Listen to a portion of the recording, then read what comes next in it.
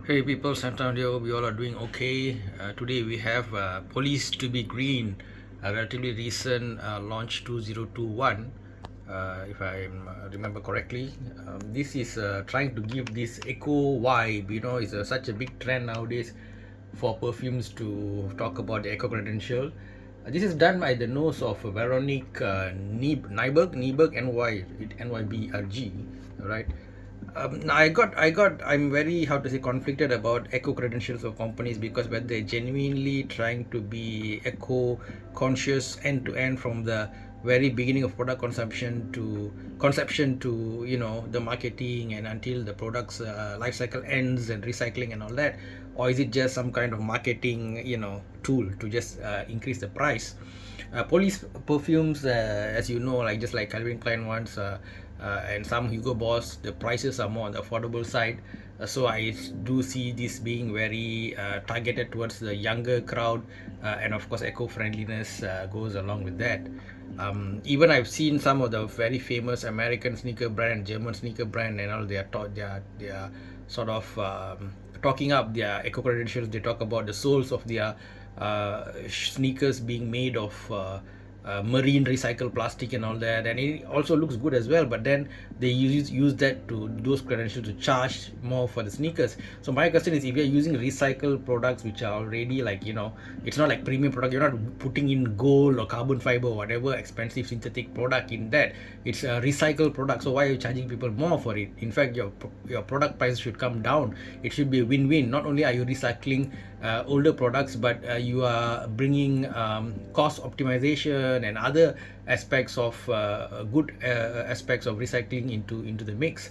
So this is the sore spot I have, that they in fact want to charge you more for being eco-friendly when I think they should charge you less, because not only is it the right thing to do, because your raw material costs are supposed to be cheaper than the expensive ingredients that you might use in the sneakers and other products like leather or gold or whatever it is. It's also something that encourage people. You want to encourage more people to buy eco-friendly products, so they should be priced cheaper than other products. Okay, so enough of a rant, guys, on the eco-friendliness. Sorry, let's get back to our main business at hand, which is the review of this perfume Police to be Green. Now, to get to put the notes discussion to one side, let's start with the top notes, which is mandarin orange, lemon, and cardamom, followed by mid note of peony, jasmine, and violet, and a base of sandalwood, cedar, and vanilla. So compared to the more expensive perfumes I buy, I can barely smell any sandalwood or vanilla. I do get a soapy feeling. Maybe the cedar is coming through, and the jasmine and mandarin orange, that combination sort of that's why I'm saying there's some similarity in the CK flankers, CK1, in terms of the pricing, in terms of the scent profile, in terms of the young target audience that they're going for. It Projection is not great, okay, but longevity is not horrible, meaning that it's a skin scent and you can feel it for a couple of hours. That is there, but they're not going to give a strong projection as such. So which is not wrong. Many people want to just have a tinge of pleasant smell, but then they don't want to be filling up the room and whatnot. So if you have a good bath, and you're a young person, when you hang out with friends, you want to just take a couple of sprays, fine, it's cool, it's great. Just be careful, try to verify the brand's eco credentials, whether it's like a proper one, or is it just they just like sort of like slamming it on there. So that is one thing that we all have to like sort of investigate, right? I myself have not gone too deep into this because I usually don't buy Police. I bought one sometime back, the gold eagle one, more to sort of, well, I was curious about the bottle, and then I also do reviews, right? So in that context, I checked it out, but it's rare for me to fall in love with Police or CK, and so on. Even Hugo Boss, I probably love the original number 6 Boss bottle, and then beyond that, they are all sort of, um, I only love very few Hugo Boss stuff. I do like them, but not a lot, I would say, right?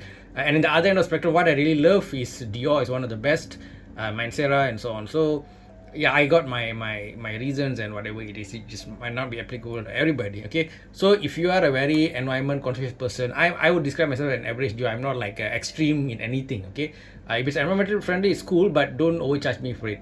But if you are a person who's very very particular and concerned, right, about environment, all of us are, it's just a degree of it, then you might want to dig further deeper into all these brands and their claims. And then if you feel that it's a very genuine from the heart, or from the bottom, from the full spectrum environmental effort is there in the brand, then go ahead, support it, no harm.